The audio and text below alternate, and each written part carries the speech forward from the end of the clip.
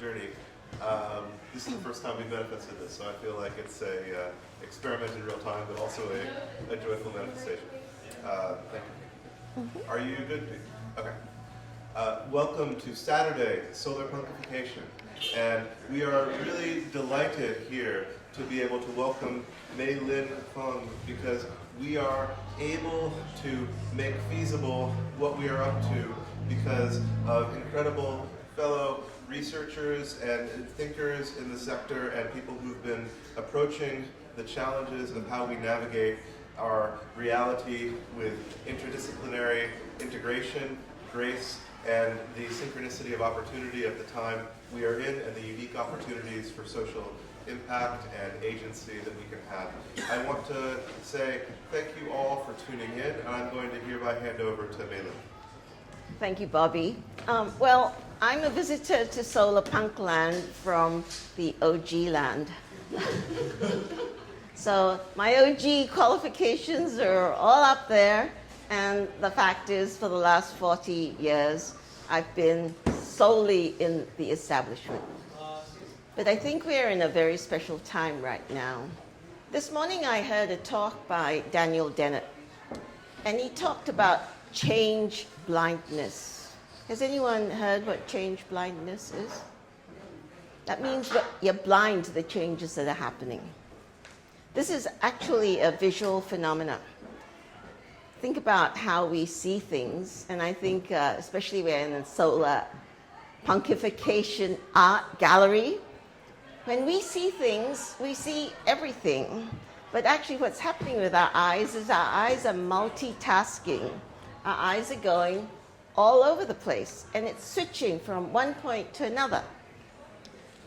So what change blindness is that when we're looking, switching here to there, you don't notice the change. And there's an experiment that's happened with a large audience of a photo of Lake Shasta. And you all know Lake Shasta. We're here in San Francisco, so that's NorCal, right? So Lake Shasta, in the photo, is dark blue. But in the middle of it, it changes to black. Okay. But generally, half the audience doesn't notice, because we as humans only notice the change. But because of this change in attention all of the time, half the audience doesn't realize Lake Shasta's color changed from dark blue to black. So they don't even comprehend the change, and it's just changed. This is what is going on now. We have change blindness. We are looking at the world and looking over here, and change is happening over there, but we don't see it, so we think it's still the same. Some of you might have watched shoot 'em up shows on TV or in the movies, and they say, okay, I'll provide covering fire, and then you run over there to the real place we're trying to get to. I want you to think that what we're going through now, in terms of the chaos that we're living through, is the covering fire that is hiding, but the real things are going on in terms of the change. And they're using, when I say they, anyone can do this magic trick. This is what magic illusion is all about, is when we don't pay attention to something, we don't notice that there is a change. So keep in mind the idea of change blindness, because it can be useful in the days ahead. Every day I wake up and say, it can't get worse than this, and then the next day I say the same thing. So I have this idea of trying to be more relevant to people. And I'm really trying to get to a more people-centered future. That's why I co-founded the People-Centered Internet with Vint Cerf 10 years ago. So And if anyone wants to talk with me one-on-one, please let me know and we can do that. Okay, so here are the 8 topics. 8 is that I am of Chinese ancestry, ethnicity, and 8 is a lucky number because 8 sounds like prosperity. So I've given you 8 topics, and then the legacy of the internet. How we're going to choose the 3 topics, we're going to use something from the legacy of the internet. Some of you may know that the internet has an architecture board. It's called within the Internet Engineering Task Force. It was founded around the days just after the City of Love. So how they vote is by humming. So what I'm going to do is describe each of these topics, and if it's something that you want to hear about, then I'm asking you to hum, because then you'll actually be doing what is the process of how the internet has been developed. So the first one, the 50th anniversary of the internet, happened last year. Hey! Yay! Wonderful. 50th anniversary of the internet, 2024. Why? Because in 1974, the TCP/IP spec that underlies the internet was published in the IEEE Journal for Communications. So, if anybody wants to hear about that, I went around the world twice last year doing celebrations about it, so I can tell you a little bit about what happened. Okay, no humming, on to the next topic. Are we going to go through them all and then go through and hum? That's true. Okay, that's better. That's a good suggestion. Thank you. Overview, then coding. Yeah, but you can choose 3, right? Okay. Oh, okay. Yeah. So then the next 50 years, there's a whole bunch of work happening, both in the technical community, and I think it should be happening in the solar punkification community, and I'm here to give you the on-ramps for how to do that. That's the second one. The third one is digital asset registries and exchanges. So we're kind of going a little bit deeper, but I was explaining that why are digital assets important? Think of 1,000-year-old batik prints. Batik, the Indonesian cloth.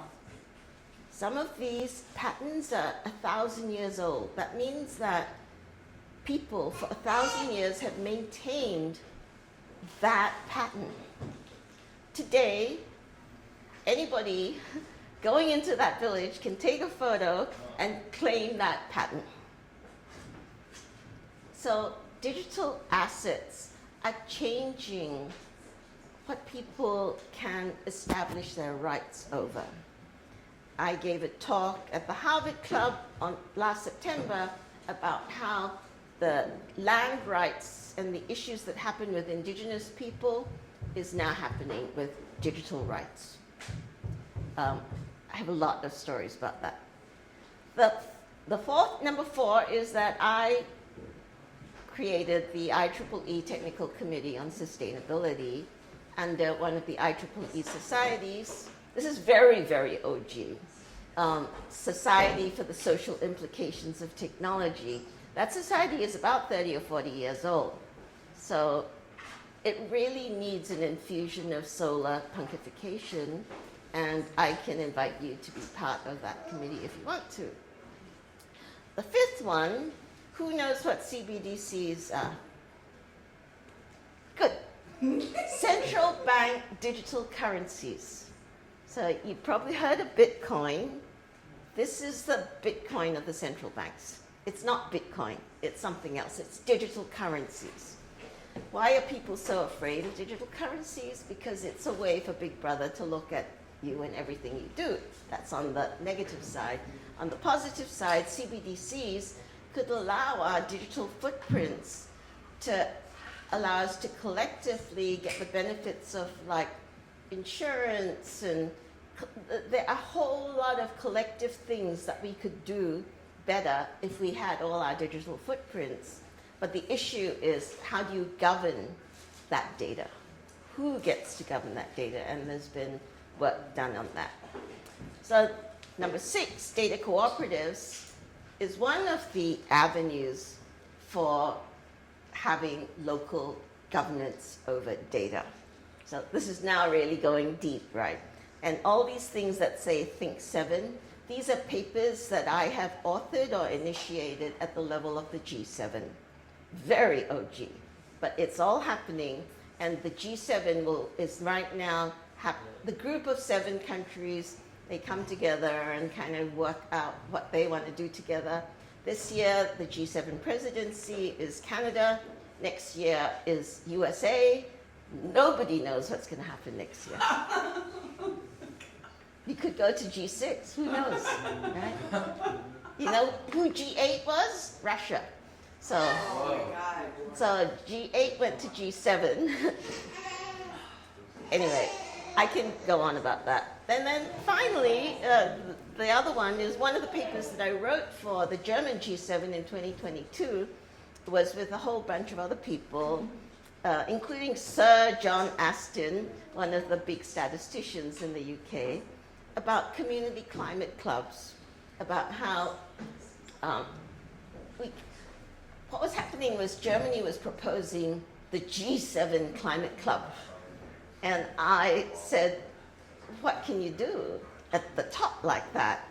It should be at the local level, it should be in venues like this, where we have community climate clubs and people decide what they want to do, and they do it.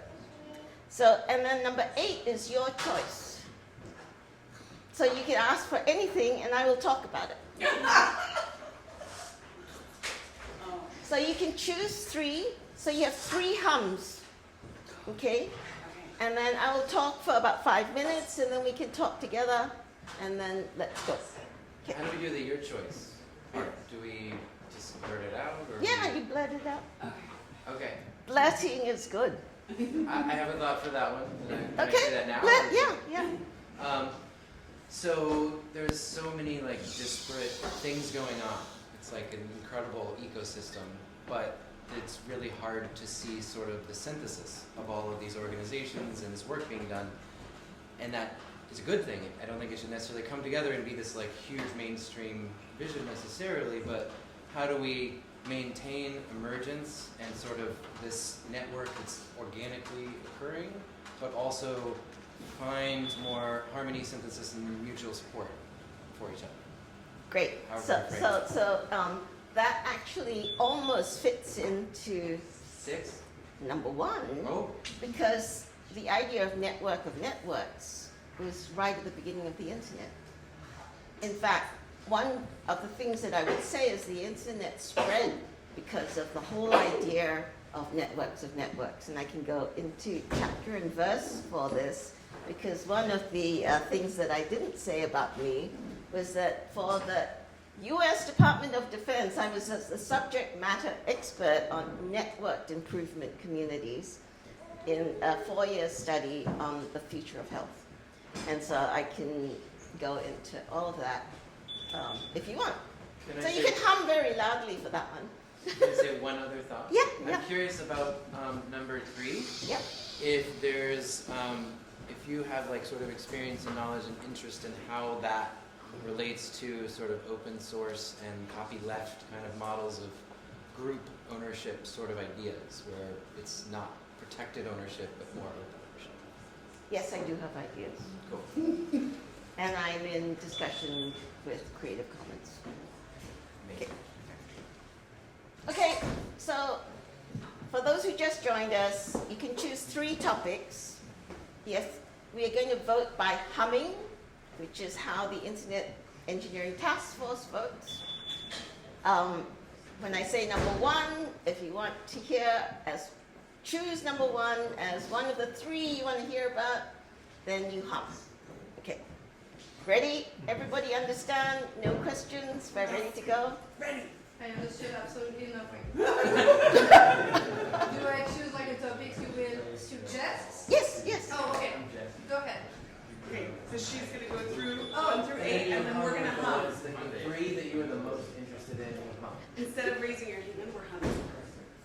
That's the way that you get to vote, is humming. Okay. Okay, all right.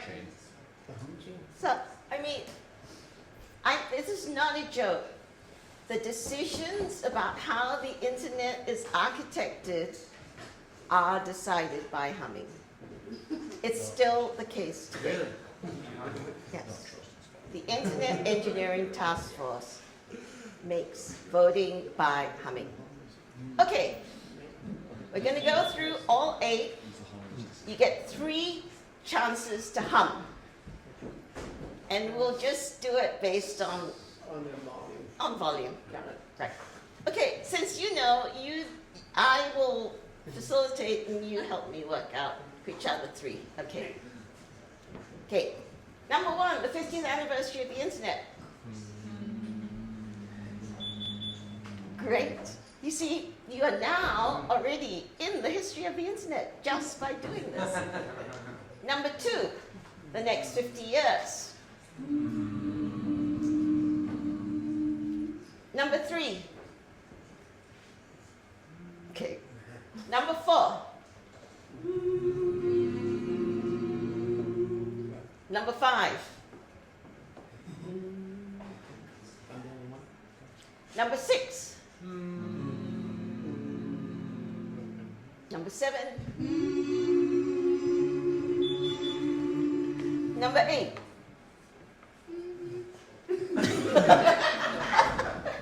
Okay, Daniel. 3. Just choose. It sounded like 2, 4, and then 6. I think that seems. I thought I heard 7. Okay, 7. I thought I heard 7. 2, 4, and 7. 24/7. Okay, 24/7.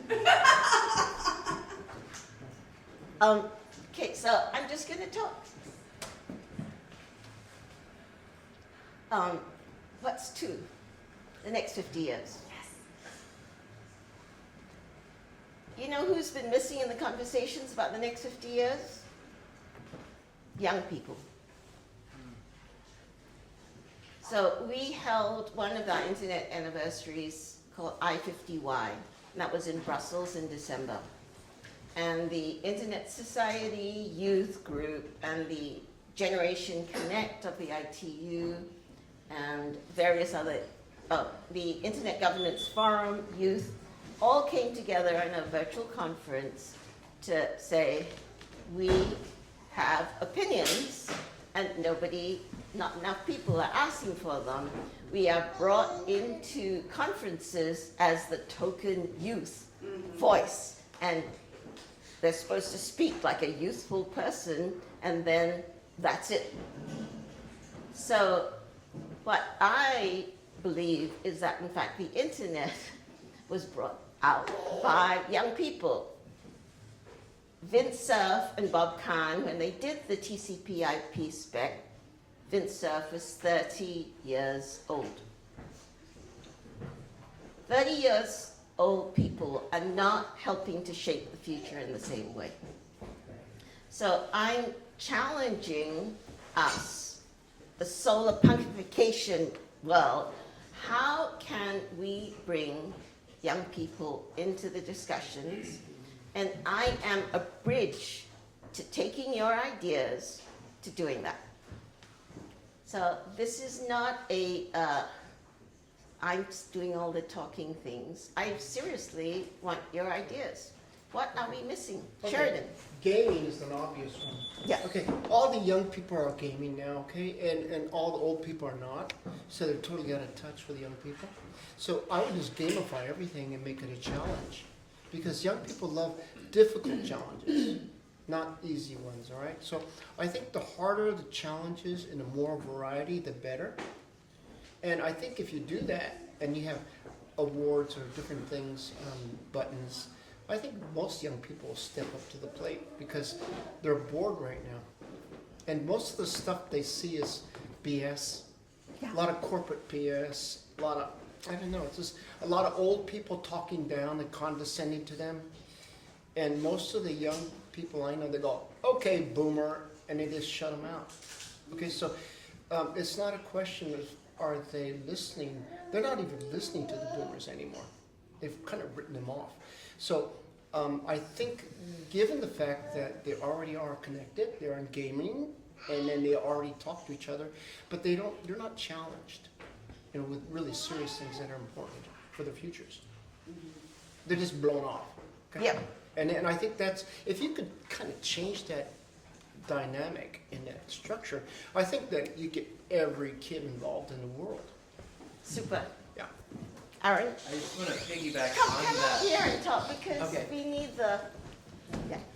So I just want to piggyback on the idea of games, and I think it could be very interesting for there to be sort of real-world gaming linkages. Like, for instance, what if we had a game that was essentially ecosystem restoration?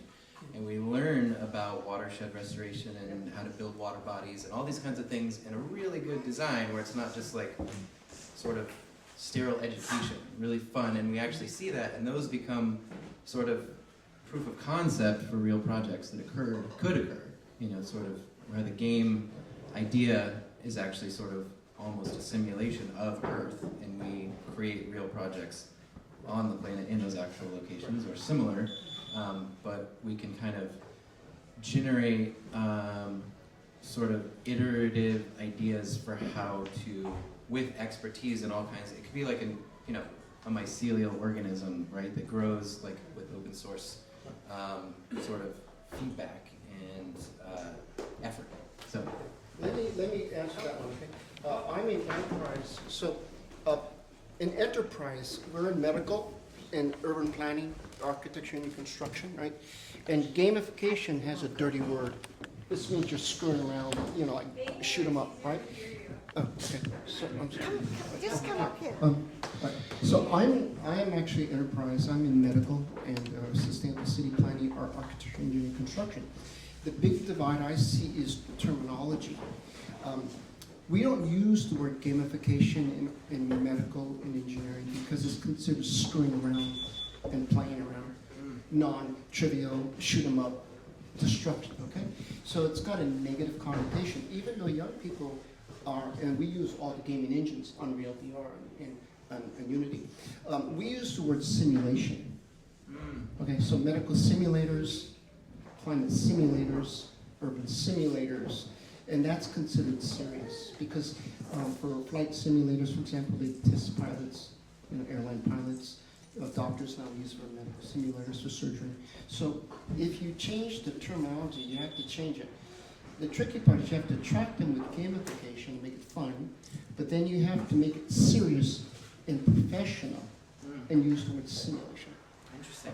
And that's There's a what transition there too between the two. Like you start with gamification, get a large user base, and Okay. maybe focus it into. Okay, so now we know that AI is going to eliminate a lot of jobs.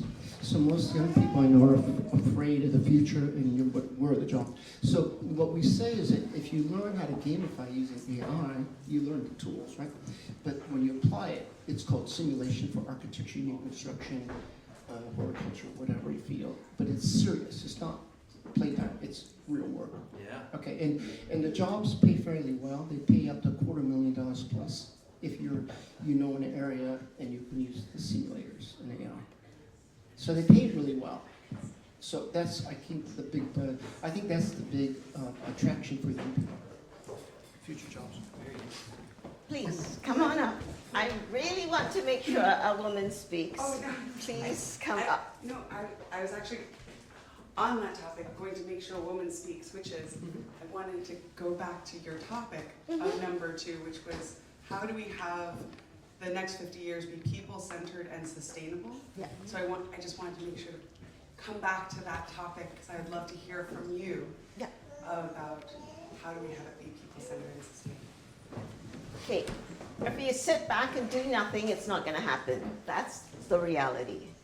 And it's going to be increasingly difficult in the United States and in the developed, very advanced countries because people know how to game the system, and they are gaming it now. And they're using the change blindness that they're using their magic tricks, okay? So I am doing it outside of the advanced economies. a long time ago, I felt, okay, the youngest people are in Africa and they're in Southeast Asia. And those young people are not tainted by the mindsets that cause the change blindness that we can't see obvious dangers. But they can see it because they don't have those blinkers, the blinders. So I believe that this is the city of love which gave birth to the radical notion that everybody should have power. Yes, that is right, sister. That is right. That is right. We are saying hello to the soul of San Francisco again. We are saying hello to the heart and soul of this beautiful city again. She is being born through our hearts, through the vision that is in our hearts, for a world that works for absolutely 100% of humanity. And just no harm, no more harm going forward, no more harm going forward. Okay, That is absolutely it. That is absolutely, we are on track. Thank you, thank you. Today we're known as the home of the homeless. We want to go back to the city of love, the city of people, and it's going to take not just solar pontification, but all of us in many ways. So I'm just closing down topic 2, moving to topic 4. What's topic 4?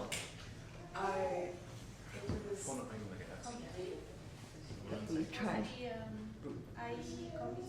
Oh yeah, the IEEE. Okay. Yeah.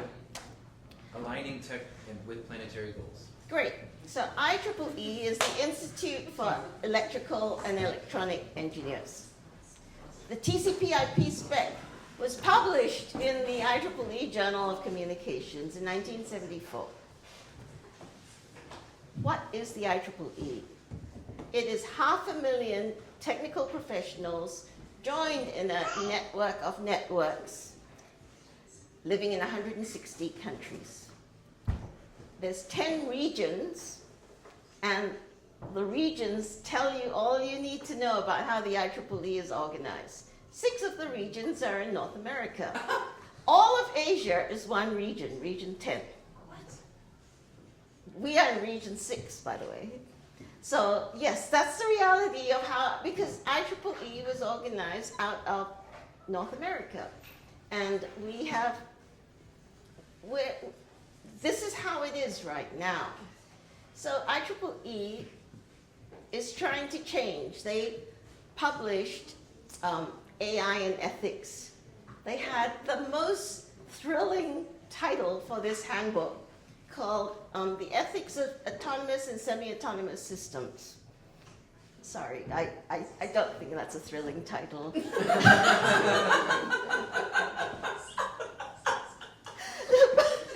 it tells you kind of what help they need, right? I mean,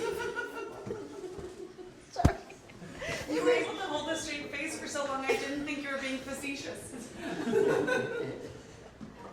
I helped to launch it at the World Summit on the Information Society, which is now 20 years old. This is where all the United Nations agencies come together with the member states around the world, the United Nations member states, 194 now. The island of Palau just joined. So the IEEE is an avenue which is global. And the fact that the Asian region is all one region, region 6, and rising means that the possibility of bridges between the city of love and the rest of the world is right there. And I'm the chair of the Sustainability Committee. Okay, and so we have 4 subcommittees. That's what I wanted to tell you about. One subcommittee is about FIDS. What's FIDS? F-I-D-S. FIDS is feel, imagine, do, and share. And this is a movement of children around the world. I was on the board of Design for Change, which helps to turn 3 to 18-year-olds into community activists. Woo! Woo! And Kiran Sethi, the founder, did a TED Talk about 12 years ago, and it then spread everywhere. It's in 40 countries, 70,000 teachers and parents, 2 million children, and they get together once a year. And they change things. So that's one committee. Another one is the AI and youth, and that is the follow-through of the I-50Y conference that I talked about at the anniversary. And the AI and youth are going to work with me because I'm on the IEEE Industry Engagement Committee. You see, there are some benefits from being an OG and blending in.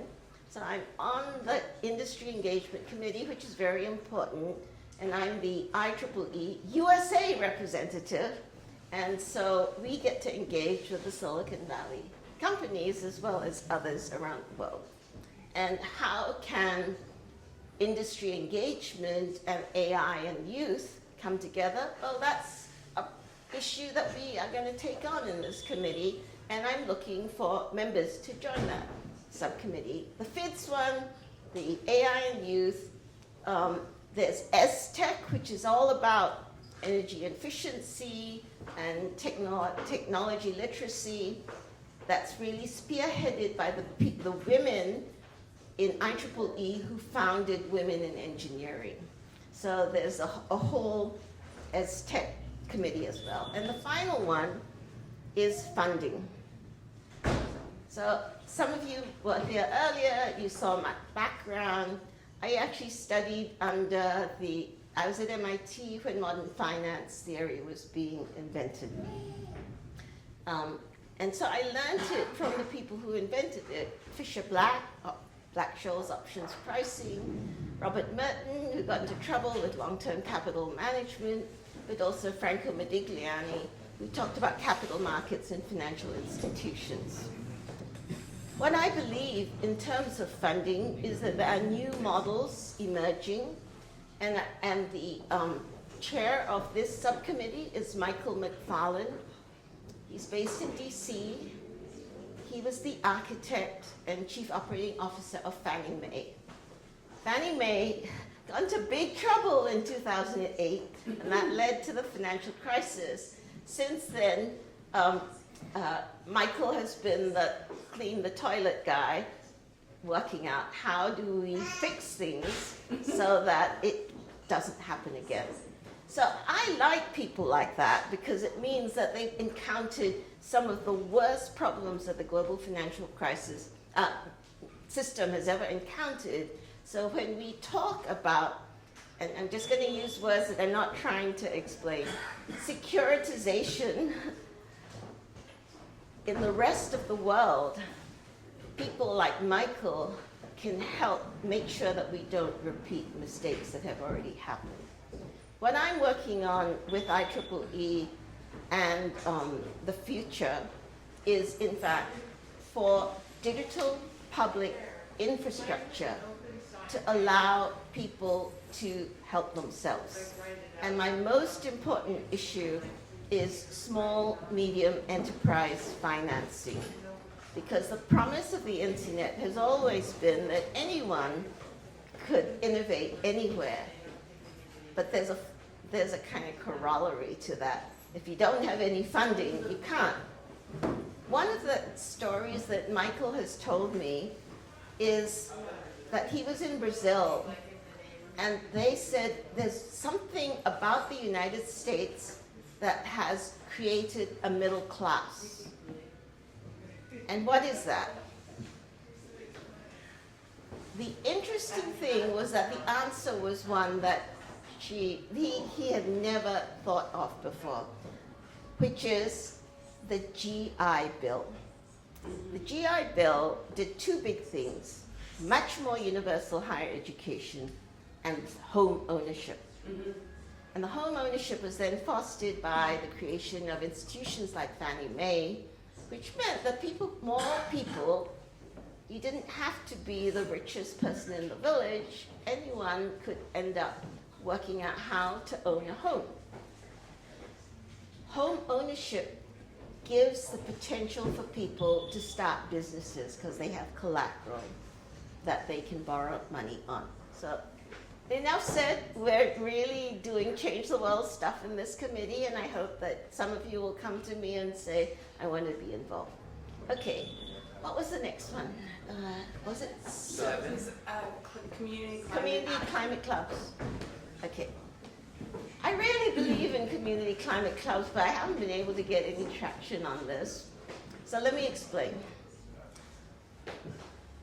Some of you may know Douglas Engelbart. I know that John knows. Douglas Engelbart is the inventor of the computer mouse. I was his business partner for 4 years. And I'm sort of the only person who's been working closely with two men at the very beginning of the internet. The first message happened in 1969 between SRI. Douglas Engelbart was the head of the Augmentation Research Lab, and it happened between UCLA, that Len Kleinrock was the head of that, but underneath that was PhD student Vint Cerf.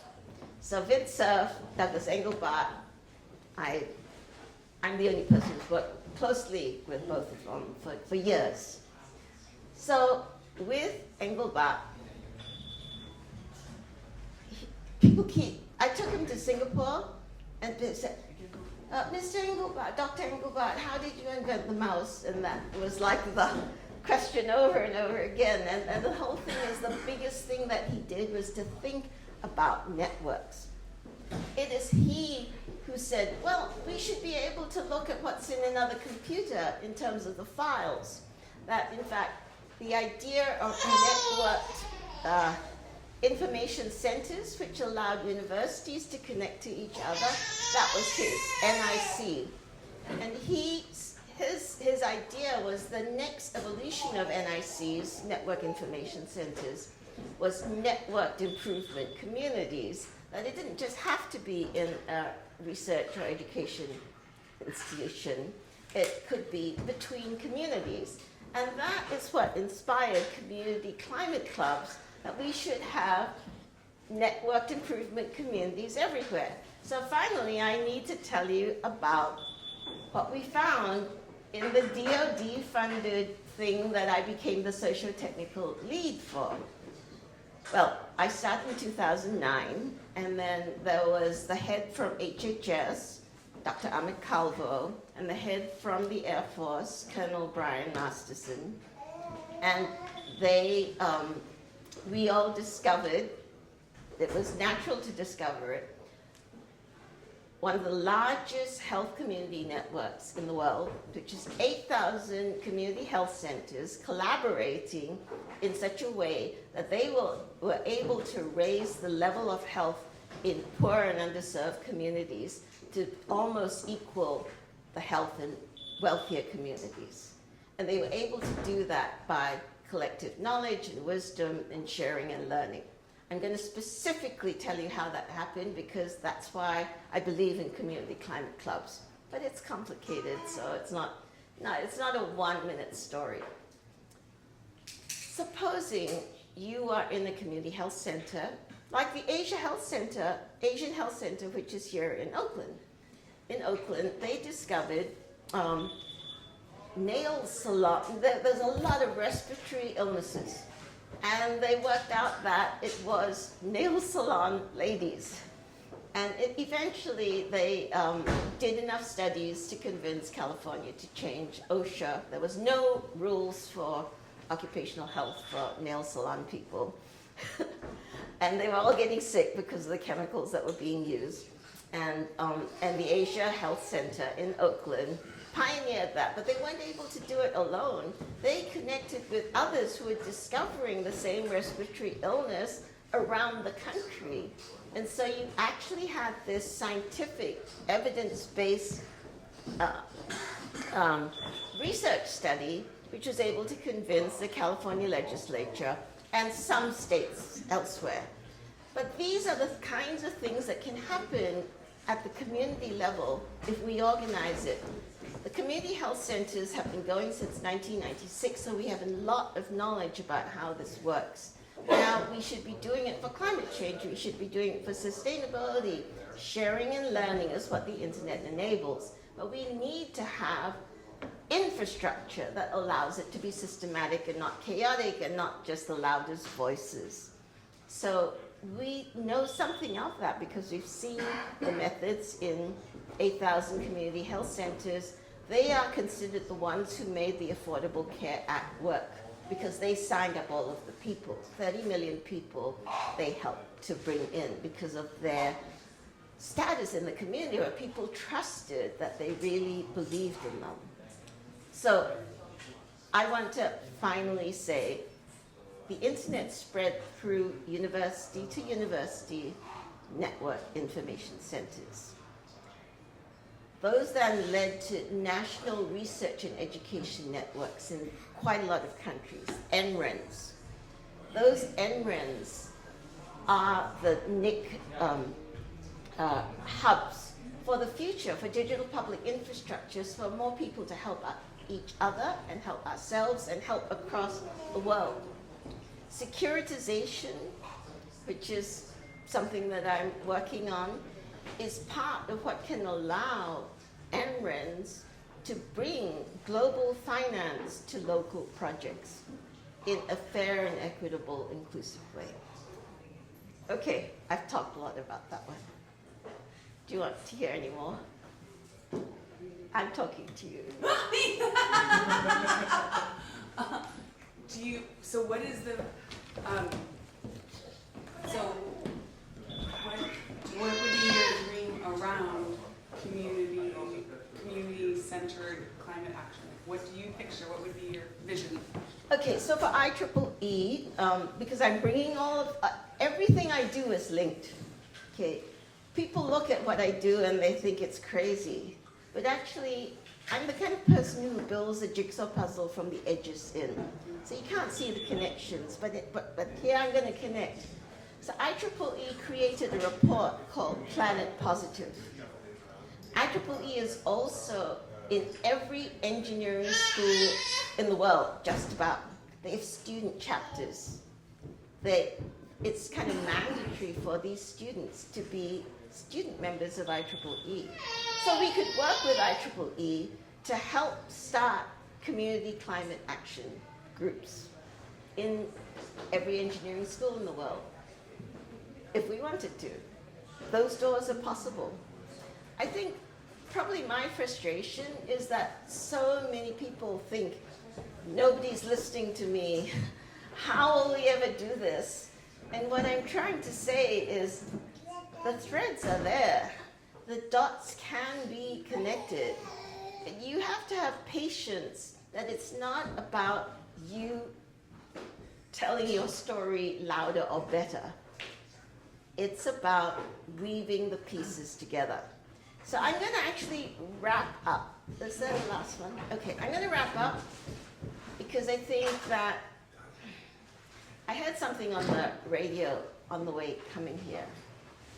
And it was, what's the difference between Newton and Shakespeare? Well, what Newton discovered was science, and eventually somebody would have discovered the gravity and all of these pieces. But what Shakespeare did is understanding and looking at our humanity in a way that has informed our understanding of ourselves and human relations. And if Shakespeare wasn't born and he didn't write his plays, we would not have that knowledge. So when we think about AI, yes, AI perhaps could get to Newton, but what is the world we want to live in if we don't have Shakespeare? Final, Edna St. Vincent Millay wrote a wonderful poem, which is one that I think codifies a lot of what I'm trying to say. Upon our gifted age, in its dark hour, falls from the sky a meteoric shower of facts. They lie unremarked and unrecognized, wisdom enough to leach us of all our ill is daily spun. But there exists no loom to weave it into fabric. Thank you. Oh.